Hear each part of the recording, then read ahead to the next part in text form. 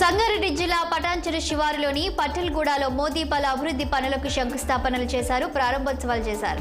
వివిధ డెవలప్మెంట్ పనులను ఆయన వర్చువల్ గా ప్రారంభించారు. లింగంపల్లి గట్కేసర్ ఎంఎంటీఎస్ రైలుకు పచ్చజెండా ఊపి ప్రధాని ప్రారంభించారు.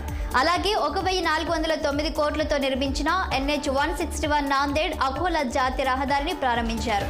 వీటితో పాటు మొత్తం 7,000 కోట్ల రూపాయల అభివృద్ధి పనులకు మోదీ శ్రీకారం చుట్టారు.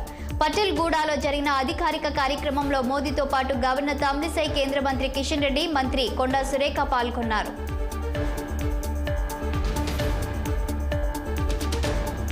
మాజీ మంత్రి శ్రీనివాస్ గౌడ్ కి తెలంగాణ హైకోర్టులో చుక్కెదురైంది. తనకు 4+4 గన్మెన్లను కేటాయించాలని వేసిన పిటిషన్ను న్యాయస్థానం తిరస్కరించింది.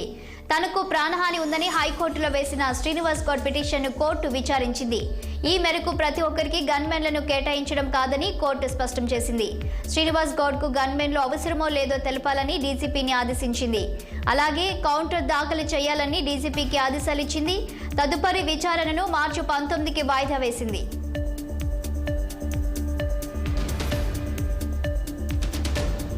పట్టణ స్థానిక సంస్థల పీడీ ఖాతాల్లోని ఆర్థిక సంఘం నిధులను రాష్ట్ర ప్రభుత్వం సొంత అవసరాలకు వాడుకోకుండా కేంద్రం చెక్ పెట్టింది.